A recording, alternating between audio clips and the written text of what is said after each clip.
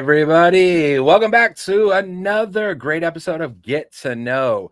This is the interview series podcast, whatever you want to call it, where we get to know people that have followed their God-given passions into their jobs, into their lifestyles, into their everyday lives. And we get to learn about how that happened and how we can do the same. I'm Captain Mike. If it's the first time you're checking in, I'm so glad that you're here. And today we have a great show with a great guest.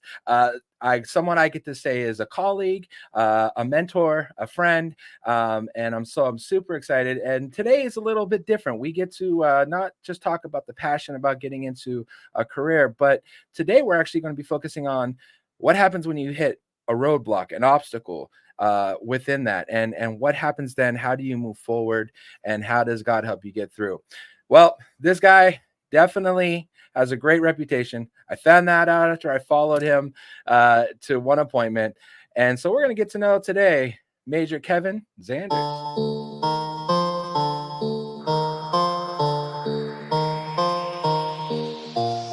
Pick it up, pick it up, pick it up, pick it up. You see the drippy, I'm fitted up. Hop in my car.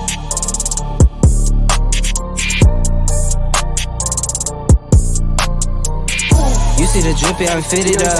Hop in my car and the giddy up. Secure the bag, yeah, I get the bus. Pick it up, pick it up, pick it up. You see the drippy, I'm fitted up. Hop in my car and the giddy up. Secure the bag, yeah, I get the bus. Pick it up, pick it up, pick it up.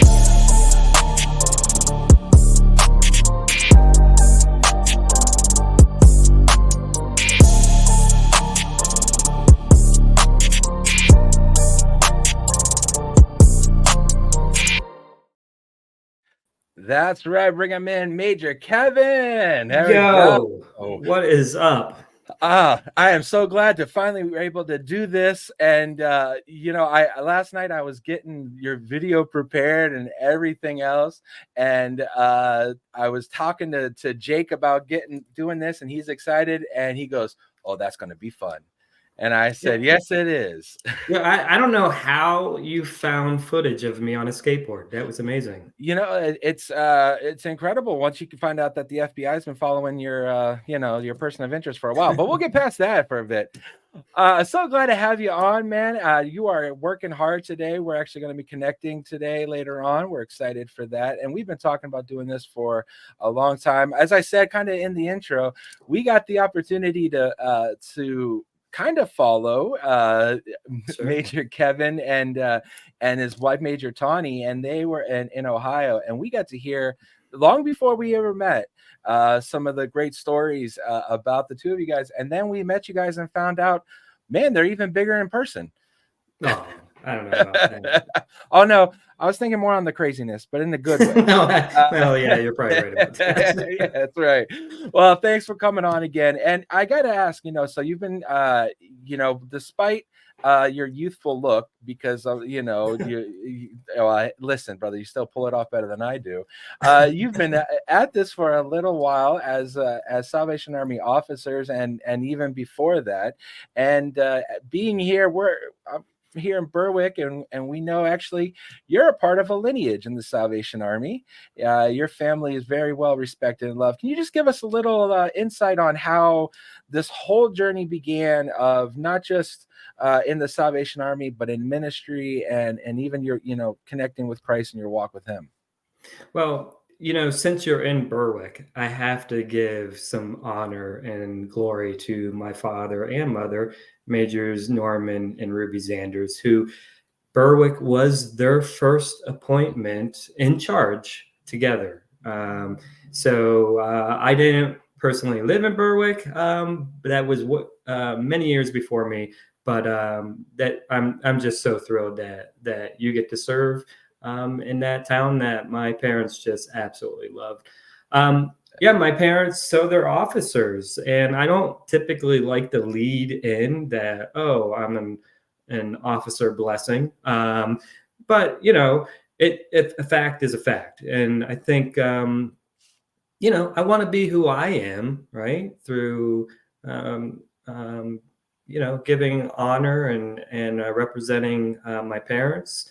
But I want to be who I am in our great organization of the Salvation Army. So yeah, I am an officer blessing. I could tell you this is nothing that I ever wanted to do.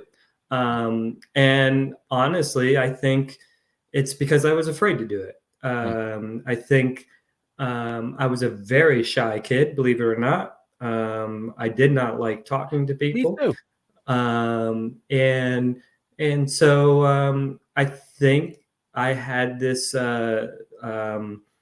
label placed on me as a young kid of that's just shy Kevin, that's little Kevin. I heard little Kevin a lot, um, and I just think I thought that's who I was supposed to be. And I think probably around 12, 13, I think I realized I should be a Salvation Army officer. But I would look at my father and think, there is no way I can do that. I'm not capable of doing that. I don't even like talking to people. So how am I supposed to do that? And then it was when I turned 18, strange events of not living with my parents for a year. My parents got moved from where we were at. And in order for me to graduate from the high school that I was in, we made a very tough decision that I would stay put in Jamestown, New York, while my parents moved to Warren, Ohio. But that was such a significant time of time spent with my father in the car. It was about 3 hours away. My dad would pick me up on a regular basis to bring me to their place over the weekend or over the holidays. And so we would spend a lot of time in the car. And it was actually during that time when I actually kind of started listening to my father. Go figure. That's important. Where I realized that he and I were wired exactly the same. That he was just as shy as I was as a kid. He struggled with some of the same struggles that I was struggling with in school. And it was at that moment when I realized that we were like the same person. I can't say right then and there. It was like, okay, Salvation Army officer, here we go. I still think I was in denial. I tried so many different things. I ended up as a 20-year-old at a factory thinking this is it. Like, I don't want to go to school. I'm making good money. But it was at that moment where I realized, we need good factory workers, but this was not the environment for me. Right. And I describe that time very much as my wilderness time. I would say through relationships, through working at summer camp at the Salvation Army Summer Camp, Camp Neosa, through that and people investing in me there, eventually becoming a part-time recreation director at the Cleveland West Park Corps, where I really grew in serving children. Like I really realized that I loved working with children at that time. Eventually becoming the youth pastor at the Cleveland West Park Corps. I loved the freedom that I had as a youth pastor to just be creative, thinking of new ways to reach kids. And I got to be a bit of a kid myself. And so there was various different steps that kind of just kept leading to this going to become an officer. But I really feel the moment was Tawny and I were married at this moment. I'm a youth pastor. She's doing PR work out of divisional headquarters. We're both doing really well. Financially, we were doing well. And I think we were thinking, let's start looking for a house. Let's start thinking about starting a family. And then all of a sudden, I just kind of had this thought, like, I really think I'm supposed to be an officer. But I was scared to death to say that to my wife. And And, you know, she came home one day and said, we need to talk. And, you know, it was at that moment, it was like, oh goodness, like going through the filing cabinets, like what did I What did I do? Yeah.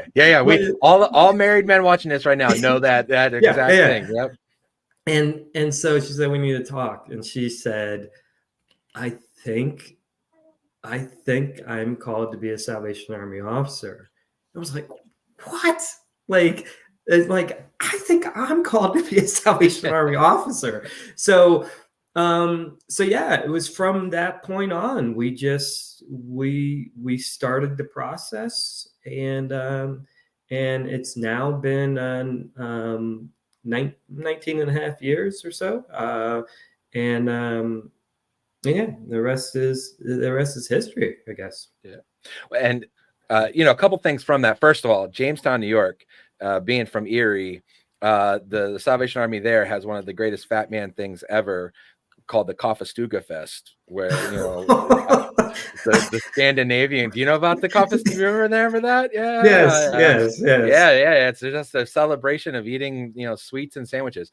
Yes. But you know, it's funny. A lot of people, you know, may not be associated with the Salvation Army.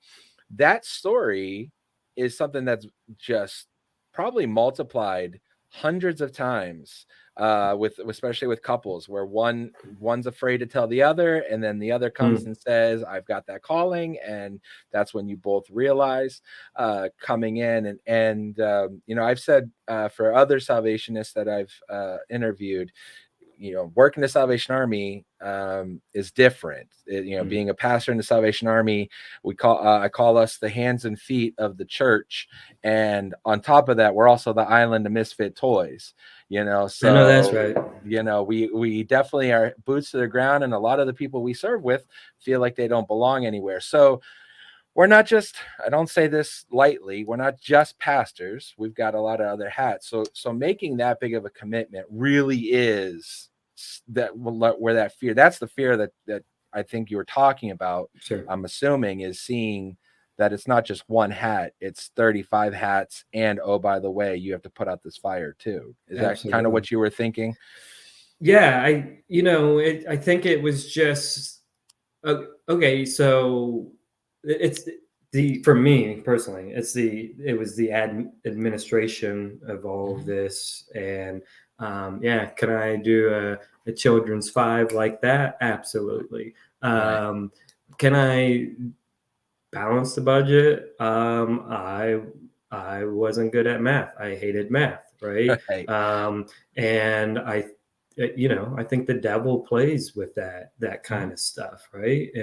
And to, you know, when at one point, when you say, you know, maybe I'm thinking about being a Salvation Army officer, you know, the Salvation Army, the DUIs, they kind of pounce on that, right? Right. Like, they don't let you forget you said that. Right. And DY, by the way, is they're in charge of the youth for each what we call division, so a section of states and stuff like that. So, but they're also in charge of recruitment for the Salvation Army. Right. And so it was actually Jim Betts at the time, who was our divisional youth secretary, who really we kind of started this process. And I kept saying, you know, I only have a high school diploma that I barely got. Right. Right. So I think one of my fears was, I do not want to go to the training school and make a fool of myself. And you know, I'm also, you know, I'm married to the smartest woman in the world. And so, like, I just don't want to drag the Zanders name, you know, in the mud. I'm looking at my father, Norman. I'm looking at my uncle, John. Just like, I don't know about that. So Jim Betts was the one that said, what about, you know, some schooling? And so I used that excuse, like, yeah, maybe if I get more schooling, like maybe I'll I'll look more into it. And I kept saying it over and over and over. And then it was Jim that finally said, yeah, you keep saying that. So like, you probably When are you need to doing go it? to, yeah, we got to finish school. Yeah. So anyhow, God bless the Salvation Army. Jim Betts kind of holding me accountable and saying, we'll pay for you to take a class. Like, just take a class. And so I went to Cuyahoga Community College. And this was very much my Gideon testing, where in the Bible, where Gideon was like, yo, I can't do this, right? Like, I'm the smallest of everybody. I'm part of the smallest tribe of Israel.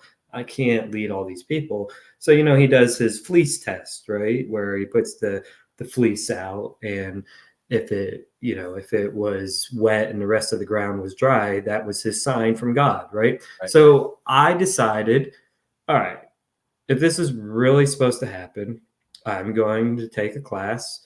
And you know what? Math was the worst subject. I hated it at school. I'm still not actually sure how I passed it. So let's start there. If this is supposed to happen, I'm taking a math class. And so I had to do like that placement test thing where I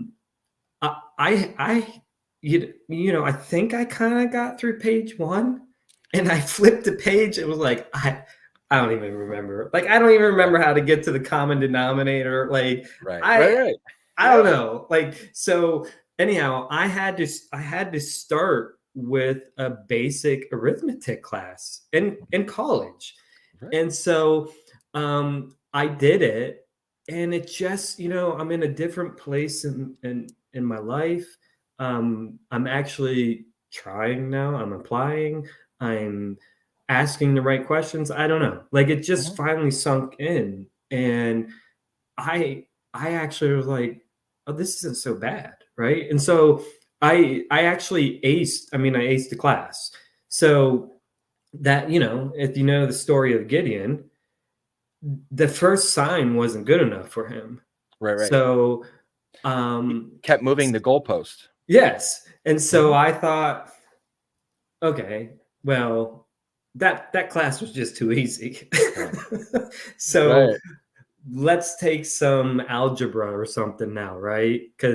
And so Gideon had to put the fleece out again, and then the opposite happened. Well, that happened with me in algebra, where I love puzzles. I didn't realize how much of a puzzle that was. Right.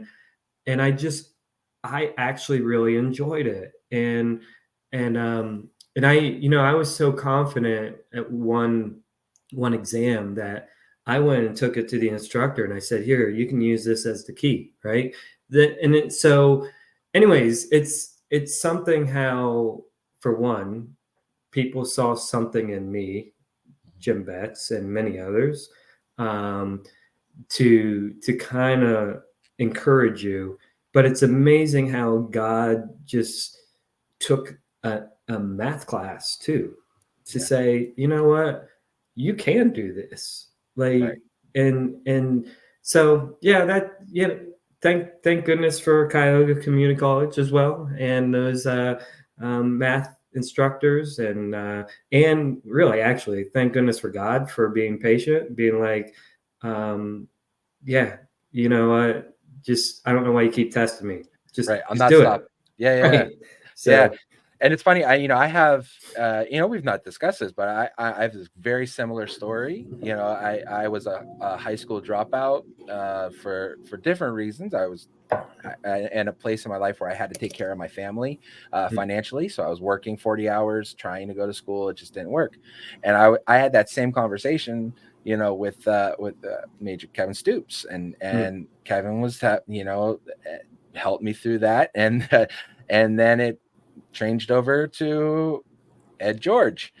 And then down the road, after life happened, it was Dean Satterley. But the answers were always the same. And that quote I put in your video, your greatest talent is bigger than your greatest fear.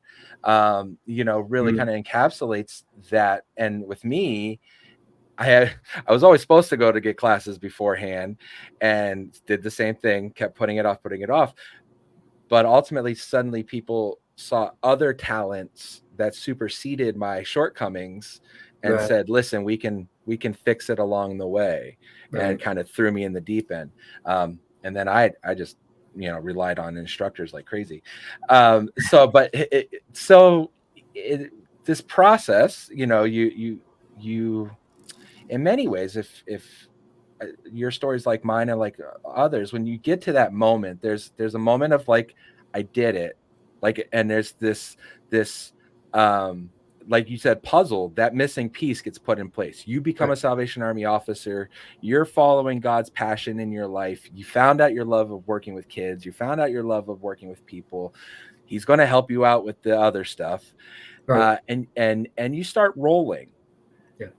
But in your case, and in others, you had a massive roadblock. And so I was wondering if you could kind of just take a moment and kind of explain what happened, and the fallout from that. Yeah, nice that you used rolling as you segued into that. Unintentional, I promise. So, yeah, when I was a teenager, I used to skateboard a little bit. And, back then, there was, you couldn't wear a helmet. Right. So, about just almost 10 years ago, um, my kids got a ripstick for Christmas. For those that are not familiar with a ripstick, it's kind of like a skateboard. It really has like two inline skates on it, and you shift your weight on it to really keep your momentum to keep going. Um, my family, we saved up quite a bit to do the whole Christmas Disney thing. We Mhm. really wanted to give our kids that opportunity, so we we requested from up north to receive our Christmas presents on Christmas Eve because we were flying out on Christmas, Right. and Early special so delivery. yeah, so we made a request, and thank goodness it happened. And we opened all our presents Christmas Eve. Kids saw their ripsticks, and but we had to get to bed. We had to leave early in the morning, so we kind of left everything.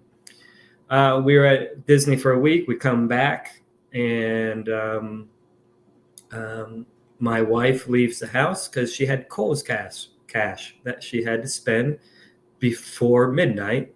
She didn't want to lose her Kohl cash, so Right. she was out.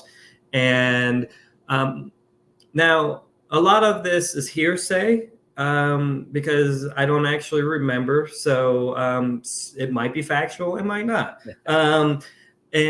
But so my daughter, who was 10 at the time, was out in the driveway trying to figure out how to use this ripstick.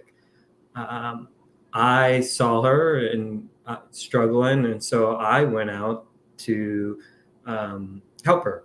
Um, and so, we're in the driveway trying to use this thing, and apparently, when my daughter was kind of questioning if I should be on this, I said, "It's okay. I watched a YouTube video on how to do this." um, Famous last words. yes, and our Yeah. driveway is short. It is very narrow, so uh, uh, apparently, I said, let's move on to the street." And um, so I was on a ripstick, and we live in Pennsylvania, so like everywhere there's a hill. Right. So I don't know what I thought was going to happen there. So I'm going downhill, and I lost it and fell straight back, and um, smacked my head on the pavement. I'm told I did not lose consciousness. Zoe was my 10-year-old, God bless her, was the only one that witnessed my head bounce off the pavement. She said I got straight up. I staggered into the house, and that I said to her, "You better call mommy." And unfortunately, my 10-year-old had to deal with that. My 10-year-old had to get me paper towels for the blood that's coming out of the back of my head. And she had to be the one to call her mother. When Tawny got to the house, there was a bloody handprint on the door. That's never a good sign. And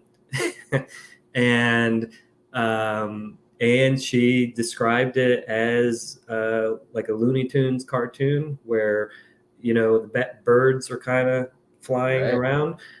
She said I just kind of had that look on my face. She took me into the hospital, and I was in the ER for, I don't know, it had to be like 10 hours or so. There's moments I can remember from the ER, and what I remember was very scary. I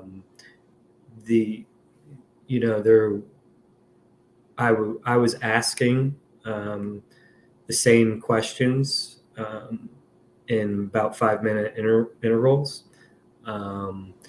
and it was always kind of what happened. How did I get here? Where am I at? And then after Tawny would kind of answer those questions, I would always, because she would always say, "You were out with Zoe," I would always ask, "Is Zoe okay?" Mm-hmm. And I asked those questions over and over and over. And I do remember this at a certain point where I would say, what happened? And Tawny would say, trying to help connect things again. We'd say, well, try to think back to what did I just tell you? And I do remember saying this. I don't remember, but I promise you, if you tell me this time, I'll remember. And then she would say, "Yeah, that's what I told you. That's what you already said," right? We kept having this same conversation over and over. Stuck in a loop. Yeah. And I think there was a moment of absolute confusion of, first of all, we literally just flew back from Disney, like literally just a couple hours before. And there was such confusion that, for one, I thought I just messed up our Florida vacation. Right. Like I actually thought I was still in Florida. Right. So there was that, but there was this moment that I remember very distinctly of, and I describe it almost as a out of body kind of experience where, I could remember laying in a fetal position with my head on the rail of the bed, and just it's deep in mentally thinking, what is happening? Right. And they're like, there was, and I can remember kind of even moaning a little bit, and subconsciously or whatever, being like, hold up, what is happening right now? This isn't me. How am I laying here and with my head on the rail moaning? That is such a bizarre moment for me to think about. And I mean, it was scary.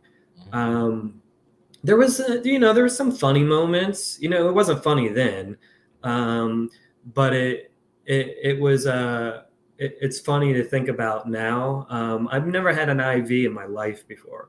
Now I am so not unfamiliar with the ER and stitches, but I've never been hospitalized in my life and never had an IV. And so there was a moment of kind of coming through and kind of turning my hand over and seeing that and wondering where it came from. Like, Right. like what is that and where did that come from? Who did that to me? And again, I was never unconscious the entire time. So Right. what is that? And so, but when I did it, I had that little, I don't know, oxygen meter Yeah. on my Yeah. phone Yeah. that it glows, right? And so when I pointed to it, where did that come from? I now see my finger is glowing. You think you're ET or like, Yes. No. yeah. So I'm looking at my finger, like staring at it, like, why is my finger glowing? And my warped sense of humor started to come out, and I suddenly thought I'm now ET. And every doctor or nurse that came in, I kept going, Elliot. I was gonna Oh, say you were no. booping noses and Yes. stuff. And I mean, and God bless Tawny, she had to witness this. And I mean, she really thought, oh my Lord, is this how we're going to, is this how life is Yeah. going to be? Going And forward. I was really, remember when Kermit, he got a head injury in Muppets Take Manhattan, right? Yeah. And he met all the other frogs and they were like, Phil, Right. right? I was so infatuated with head injuries at this moment at the ER that I am now talking Phil. about Kermit. Yeah. And I'm like, Phil. So yeah, there was just bizarre moments like that. And apparently, the one thing I taught my daughter is you should always wear a helmet when you're doing stuff like that. And I don't know if it probably wasn't the next day, but the day after, taking a walk with Tawny, which was very scary, to be honest with you, because my steps were very just like she's holding on to me. That's not me at all. But going out onto the street in front of our house, seeing my blood still on the street, like that's a piece of me that is there, and I have no recollection of how that got there. But I will say, judging from where Zoe said I started and judging from where that blood was, I was rocking that John for quite a while. and someone once said to me, oh, I've never been so good with feet and wheels. And I said, no. Feet and wheels had nothing to do with it. It was head in that dang pavement. Yeah, exactly. That messed me up. Gravity. It's not the ride. It's the sudden stop that gets you. Yeah. So it was very scary. I was hospitalized for the night. I could share so much about that moment in the hospital. My wife never leaving my side. My wife up almost all night. Every time I would wake up, trying to ask questions to help reconnect things, asking me birthdays and our address. The crazy thing is I had 3 of my addresses all mixed up. Because we get moved a lot as Salvation Army officers. Correct. We're always on the road. And so so that was quite the process. When we left the hospital, all I wanted to do is get home. But now we're leaving the hospital and I can barely walk to the car without assistance. and we're leaving the parking lot, and I just remember bawling my eyes out. Shit, there was a sense of fear of, because I'm always on the go, like I'm pretty energetic, but I remember Tawny saying, "Why are you crying? Like, what's wrong?" And I just said, I have no recollection of even pulling into this place. Like, we're leaving here, and I don't remember ever arriving here. Right. And still to this day, there's I say I have blank pages in my book. It took some time to kind of get rewired, I guess. But there's still about 10 hours of missing information. We left the Philly airport. Before we got home, we stopped at Panera Bread.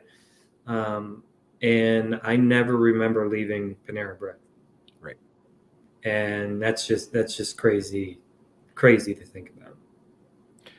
Wow. And so, full disclosure, when Major and I were having this conversation, I wanted to get some professional insight, because we live in a day and age where we now know about head injuries and about the brain, and CTE is a real thing, and with Yes. concussion traumatic effects, I believe. So essentially, your brain, in moments of high impact or whipping or certain, it doesn't take much, will swell, will bruise, just like the rest of your body, but it's trapped, in your skull, and all of your everything's connected to it.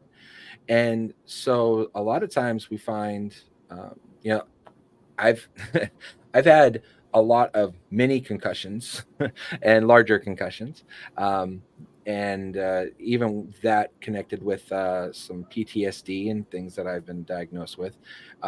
Those blank pages are a real thing. Sure. And do affect day-to-day life. And then, as you were talking about your neurological issues, the rest of your body's trying to reconnect with your brain. Yeah. So your feet, your hands, mobility. We hear about learning to walk and learning to drink and eat and all of this stuff. So here you are. Now, you just said 10 years ago. We're not talking a ton of time in the grand scheme of things, but 10 years later, you're the program secretary here at the Salvation Army Pennsylvania and Delaware Division, which means you're in charge of all of the programs for 45 Salvation Armies, thousands of people, everything goes on for oversight. That's a lot on the brain. Yeah. That's a lot on the go.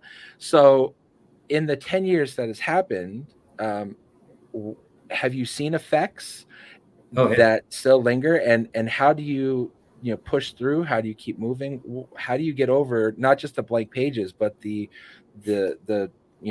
residual damage?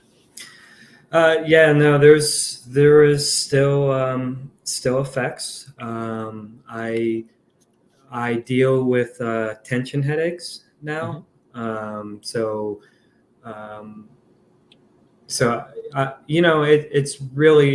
It's actually really tough, because I kind of put on a happy face or fun demeanor, but there's a lot of times I'm dealing with like a cloudiness or a headache kind of right in the back of my head.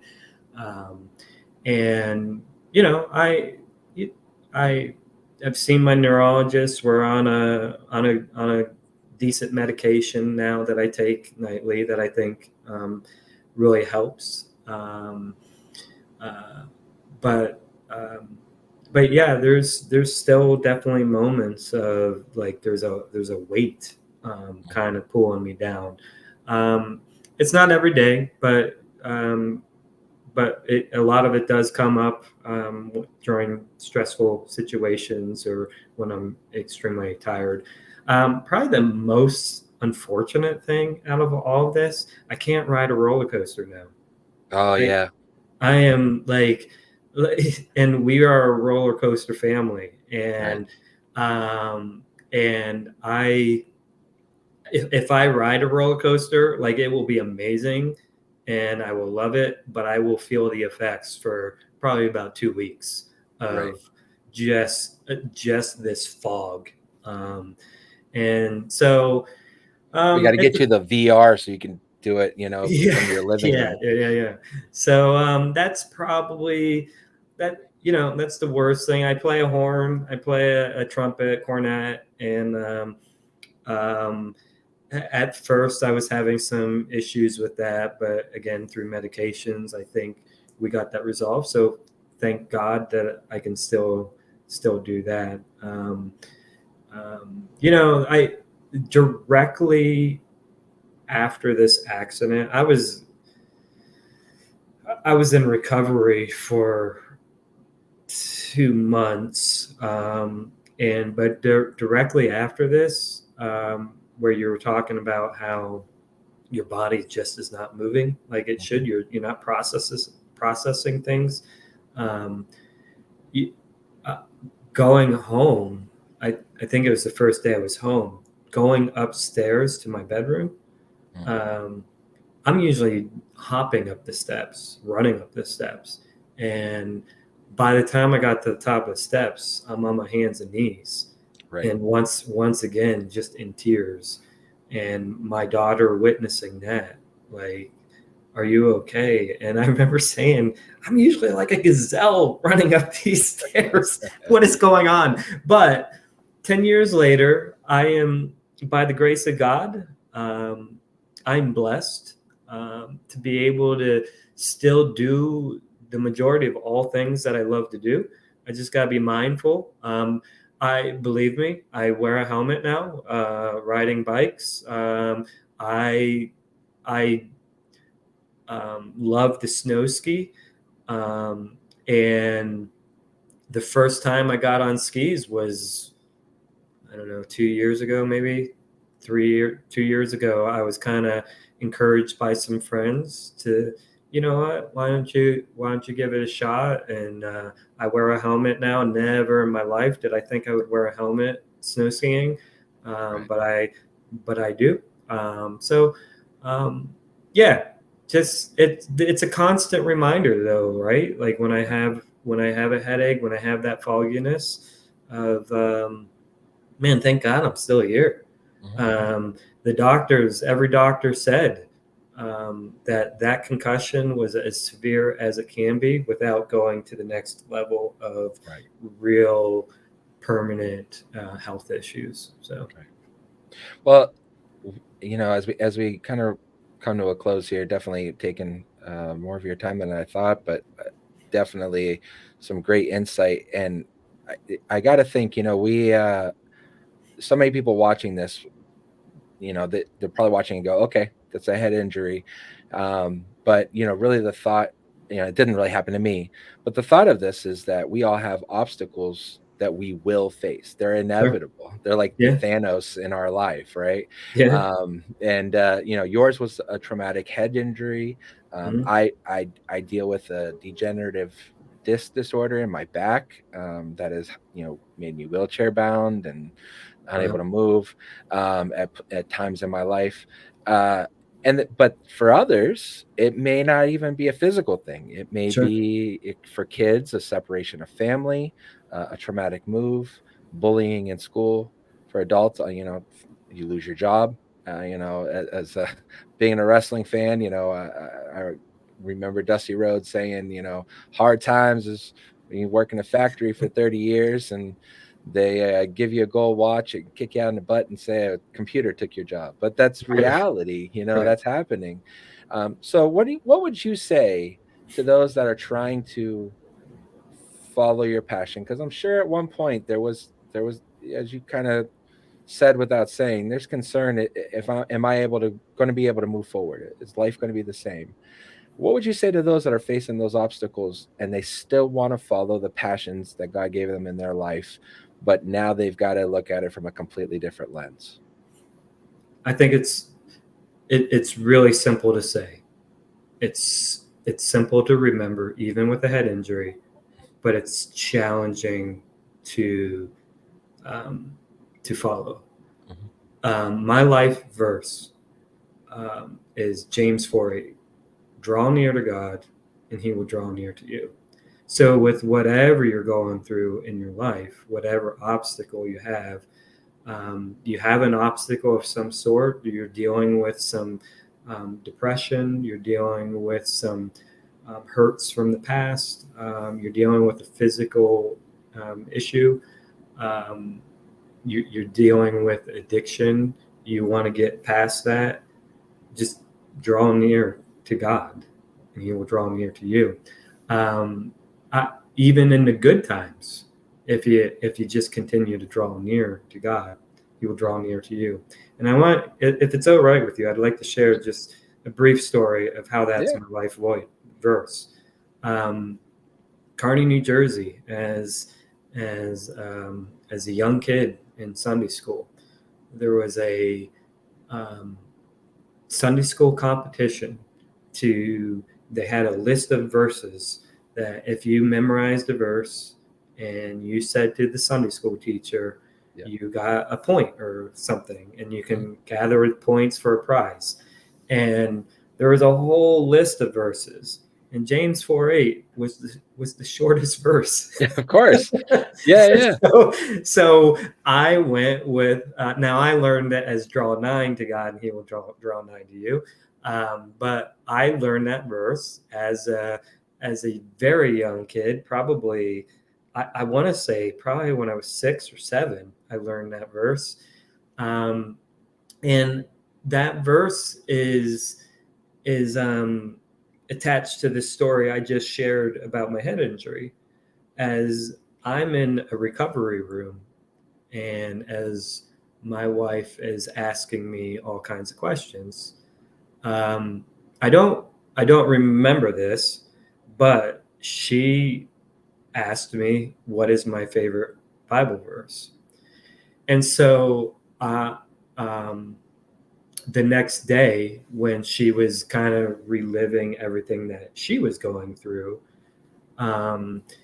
she said, I was asking you all kinds of questions, and I asked you what your favorite Bible verse was. And I was like, and I know what my favorite Bible verse was, but I was like, hold up, like, what did I say? Right. And she said, I don't know. It was something like James 4:9. And I was annoyed. I was like, it's not James 4:9. It's James 4:8. And she goes, oh, yeah. No, I think that's what you said, James 4:8. And so it was a moment in utter confusion where my brain is scrambled, that God was still speaking through me, through a Sunday school teacher from many years ago, from 40 years ago, that taught me that verse, that I could still draw near to God, and He will draw near to you, right? And so that is I don't necessarily remember who my Sunday school teacher was from 40 some years ago. Right. But man, I thank God for her, right? For taking that moment, even through a Sunday school competition, of putting that verse in my mind, that in this time of struggle, I was still able to state that and have God speak. When I couldn't speak for myself, God was still speaking through me, right? And so that's my encouragement to whoever may be listening, is draw near to God, and He will draw near to you. Yeah, it's amazing as you were saying that. With the Sunday school teacher, I thought of Paul writing. I plant the seed, Apollos waters it, but God makes it grow. Sure. And we have people in our lives that plant seeds all the time. Hopefully planting a seed, we hope, our hope and our goal of this podcast and everything we do is that we're planting the seed of God's love in your life. But we get seeds planted all the time. Sure. And we praise God for the people that walk alongside and water it and But ultimately, not only does God make it grow, God maintains it. God prunes it. God waters it. God Amen. keeps it up. And so, we're thankful for that in your life. As we do close here, I'm going to ask you a question. You've kind of hit on it a little bit, but I ask every single guest the same question. And I think it definitely fits here. If Kevin Zanders now could go back and tell little Kevin at 12 years old anything, what would he say to him? Well, I would like to say, make sure Besides you wear a helmet. Yeah, I was gonna say that was a layup. But I still don't think I would have, because we're knuckleheads and we think we're invincible, right? Right. Especially at 12. If I could go back and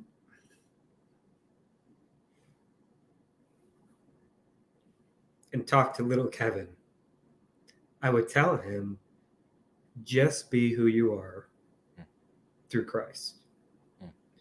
You don't have to be, and you don't have to pretend to be somebody else. Just be who you are. Use your creativity. Don't be afraid of it. For good. And I think the message is that simple.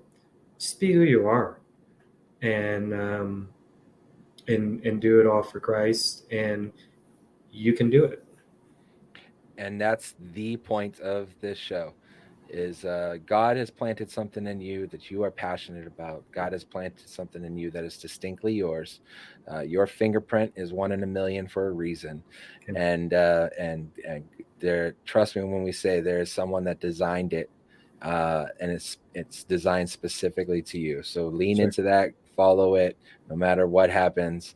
Well, thank you so much, on the professional side, Major, and on the personal side, Kevin, for for joining us today. And we really did want to do this as a PSA of on one hand, we do encourage, take care of yourself physically. Don't put yourself in a position where your life can change in an instant, whether it be a helmet, whether it be seatbelt, whether it be not getting in the car with someone you shouldn't. Just don't put yourself in that position. And but if something happens, know that God's got you, and you can get past it. Thank you so much, Kevin. I appreciate you joining us. And so make sure we were gonna have to, anytime you want to pop back in, even just for a cameo, maybe we'll actually get you from your teen years on the skateboard, not wearing a helmet, and say, here's the difference. That was not him in this hype video, by the way. I did not intend that. That was awesome coincidence. So, or as Jeff Jarrett says, there is no coincidence, just convergences. So God set that up. Well, make sure everybody, you check back the whole catalog. We got some amazing interviews if this is your first time seeing this. And we've just talked to some incredible people. So make sure that you go back, check it out, share this video, check out our socials. Major, do you have anything that you want to promote or put out there in the world? No, I'm just really grateful for this moment. And I would just, if I'm going to promote anything, be you in Christ. And I look forward to seeing you, Mike, here in probably a couple hours at Camp Lador, as all of us old guys get together for some men's camp. And we encourage helmet wearing as we all try not to get hurt. And a whole lot of Ben Gay, maybe. So, by the time this is seen, it will be months later. Maybe I'll tack on like an update video, and we'll give a body count of how many had to go to the hospital from all these old man activities. But well, make sure that you take care of yourself. Check us out, share us, go and check out all the socials. And until next time, I'm Captain Mike. We'll see you later. All right.